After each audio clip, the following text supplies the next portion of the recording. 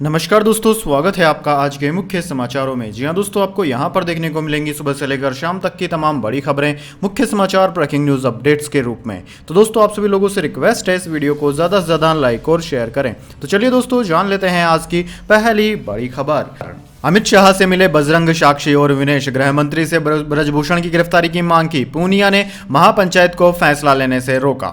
जी हां दोस्तों, भारतीय कुश्ती संघ WFI के पूर्व अध्यक्ष ब्रजभूषण की गिरफ्तारी की मांग कर रहे रेसलर्स विनेश फोगाट, साक्षी मलिक और बजरंग पूनिया से केंद्रीय गृह मंत्री अमित शाह ने मुलाकात की। यह मुलाकात शनिवार देर रात करीब 11 बजे हुई। करीब 2 घंटे तक अमित शाह के निवास में मीटिंग चली। यह मुलाकात खाप पंचायतों की तरफ से केंद्र को 9 जून तक का अल्टीमेटम देने के बाद हुई। एक महिला रेसलर की मां ने इस मीटिंग की पुष्टि करते हुए कहा कि अमित शाह ने पहलवानों को बिना भेदभाव के पूरी जांच का भरोसा दिया है। सूत्रों के मुताबिक पहलवानों ने ही अमित शाह से मुलाकात का समय मांगा था। इसके बाद यह मीटिंग हुई। इसमें पहलवानों ने ब्रजभूषण की गिरफ्तारी की मांग की। अमित शाह ने कहा है कि इस मामले में कानून अपना काम करेगा, पुलिस जांच कर रही है। उन्होंने पहलवानों से इतना जरूर पूछा कि क्या पुलिस को अपने काम करने का समय नहीं देना चाहिए। गृह मंत्री से मीटिंग के बाद बजरंग पूनिया ने रविवार को सोनीपत के गांव मुंडलाना में हो रही सर्व समाज की महापंचायत को बड़ा फैसला लेने से रोक दिया। बजरंग ने कहा कि मैं गुरनाम चंडूनी से अनुरोध करूंगा कि आज कोई फैसला न ले। खिलाड़ियों की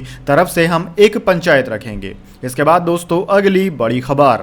रेल मंत्री बोले ओडिशा रेल हादसे की CBI जांच होगी। सुबह कहा इंटरलॉकिंग सिस्टम बदलने से एक्सीडेंट हुआ था। रेलवे ने सिग्नल गड़बड़ी को वजह बताया। जी हां दोस्तों, ओडिशा में शुक्रवार शाम को हुए रेल हादसे की CBI जांच कराई जाएगी। रेल मंत्री अश्विनी वैष्णव ने रविवार शाम को बालासोर में प्रेस कॉन्फ्रेंस कर इस बात की जानकारी दी है। रविवार सुबह एक्सीडेंट साइट का जायजा लेने के बाद रेल मंत्री ने कहा था कि इलेक्ट्रॉनिक इंटरलॉकिंग में बदलाव की वजह से एक्सीडेंट हुआ। जिम्मेदारों की पहचान भी कर ली गई है। रेल मंत्री के इस बयान के कुछ देर बाद रेलवे बोर्ड की cooperation and business development member Jaya Verma ने दिल्ली में प्रेस कॉन्फ्रेंस के बाद कहा कि शुरुआती तौर पर लगता है कि सिग्नल में गड़बड़ी थी। इधर दोस्तों, ओडिशा के चीफ सेक्रेटरी प्रदीप जेना ने रविवार सुबह दावा किया कि हादसे में 288 नहीं बल्कि 275 लोगों की जान गई। उन्होंने कहा कि कुछ शव 2 बार गिन लिए गए थे, इस वजह से मृतकों की संख्या में गड़बड़ी हुई। हादसे में 1175 लोग घायल हुए हैं, जिनमें से 793 को इलाज के बाद डिस्चार्ज किया जा चुका है।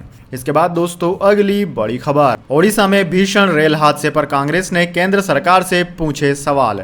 जी हां दोस्तों, रेल इतिहास की सबसे भीषण दुर्घटनाओं में से एक ओडिशा रेल दुर्घटना में कम से कम 288 यात्रियों की मौत हो गई और 1100 से ज्यादा अधिक यात्री घायल हो गए। अब इस भीषण रेल हादसे को लेकर कांग्रेस ने भारतीय जनता पार्टी को घेरा है। कांग्रेस अध्यक्ष मल्लिकार्जुन खड़गे ने कहा है कि आजाद भारत के शायद सबसे दर्दनाक रेल हादसों पर सरकार से यह सवाल है। विज्ञापनी PR हथकंडों ने सरकार के काम करने की प्रणाली को खोखला बना दिया है। ये सवाल है कि रेलवे में 3 लाख पद खाली क्यों हैं। बड़े अधिकारियों के पद भी खाली हैं। जो PMO भर्ती करता है उनको 9 साल में क्यों नहीं भरा गया।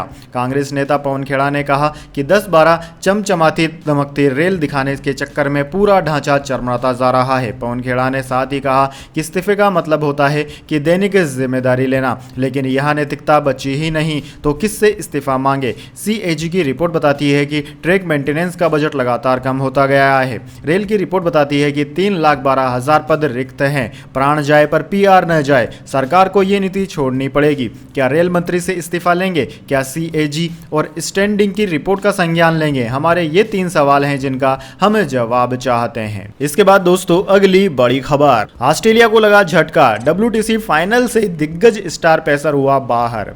जी हां दोस्तों, WTC यानी कि वर्ल्ड टेस्ट चैंपियनशिप फाइनल खेले जाने से पहले ही कंगारू पेस अटैक को जोर का झटका लगा है। 7 जून से लंदन के द ओवल में खेले जाने वाले इस मेगा मुकाबले से पहले ही उसके स्टार पेसर जोश हेजलवुड खिताबी टक्कर से बाहर हो गए हैं। जोश हेजलवुड टांग के पिछले हिस्से में दर्द की बीमारी से पीड़ित हैं और हाल ही में खत्म हुई IPL के दौरान हेजलवुड की यह समस्या और ज्यादा बढ़ गई थी और अब इसी वजह से उन्हें WTC फाइनल से नाम वापस लेना पड़ा। हेजलवुड के बाहर होने के बाद अब टीम में माइकल नेसर को टीम में जगह दी गई है, जिन्होंने काउंटी चैंपियन में ग्लेन मार्गन के लिए खेलते हुए 19 विकेट चटकाए। अब देखना होगा कि हेजलवुड एशियज सीरीज तक फिट हो पाते हैं या नहीं। एशेज का पहला टेस्ट 16 जून से एजबस्टन में खेला जाएगा।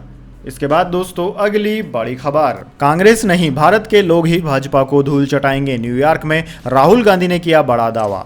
जी हां दोस्तों, राहुल गांधी अपने अमेरिका दौरे पर लगातार केंद्र की भाजपा सरकार को निशाने पर ले रहे हैं। अब अपने ताजा बयान में राहुल गांधी ने कहा है कि कर्नाटक में जिस तरह से कांग्रेस पार्टी ने भाजपा को धूल चटाई है, उसी तरीके से तेलंगाना और अन्य राज्यों में भी कांग्रेस भाजपा को हराएगी। राहुल ने कहा कि न सिर्फ कांग्रेस पार्टी बल्कि देश के लोग भाजपा की नफरत भरी विचारधारा को हराएंगे। वाशिंगटन और सैन फ्रांसिस्को के बाद राहुल गांधी न्यूयॉर्क पहुंचे, जहां शनिवार को इंडियन ओवरसीज कांग्रेस यूएसए द्वारा आयोजित कार्यक्रम में राहुल गांधी ने कहा कि हमने कर्नाटक में यह करके दिखाया है कि हम भाजपा को हरा सकते हैं। हमने न सिर्फ भाजपा को हराया बल्कि उसे धूल में मिला दिया। राहुल गांधी ने कहा कि कर्नाटक चुनाव में भाजपा ने सारे उपाय किए, उनके पास मीडिया था, हमारे मुकाबले 10 गुना ज्यादा पैसे थे, एजेंसियां थी, लेकिन उसके बावजूद हमने उन्हें हरा दिया। मैं बताना चाहता हूं कि अब तेलंगाना के चुनाव में भी हम उन्हें हराएंगे। इसके बाद दोस्तों अगली बड़ी खबर, छोटे कपड़े पहनकर मंदिर नहीं जा सकेंगी लड़कियां, महानिर्वाणी अखाड़े ने की घोषणा। उत्तराखंड के 3 मंदिरों में लागू होगा फैसला। जी हां दोस्तों, उत्तराखंड के 3 मंदिरों में महिलाओं और लड़कियों के लिए ड्रेस कोड लागू कर दिया गया है। हरिद्वार के दक्ष प्रजापति मंदिर, पौड़ी के नीलकंठ महादेव मंदिर और देहरादून के टपकेश्वर महादेव मंदिर में लड़कियां छोटे कपड़े पहनकर दर्शन के लिए नहीं जा सकेंगी। इन तीनों मंदिरों को मैनेज करने वाले महानिर्वाणी अखाड़े ने यह आदेश जारी किया है। मीडिया रिपोर्ट्स के मुताबिक स्कर्ट या शॉर्ट्स पहनने पर मंदिर में एंट्री नहीं मिलेगी। जिन महिलाओं के शरीर का 80% से ज्यादा हिस्सा ढका हुआ होगा वे ही मंदिर में जा पाएंगी। महिलाओं को पारंपरिक कपड़े पहनकर आना चाहिए, महंत रविंदर पुरी ने ऐसा कहा। अखाड़े के सेक्रेटरी महंत रविंदर पुरी ने कहा है कि श्रद्धालुओं को मंदिर में देश के पारंपरिक कपड़े पहनकर ही आना चाहिए। मंदिरों की पवित्रता बनाए रखने के लिए पहले लोगों से अपील की गई थी, अब इसके लिए आदेश जारी किया गया है। देहरादून के टपकेश्वर महादेव मंदिर में इसके लिए एक बोर्ड भी बनाया गया है।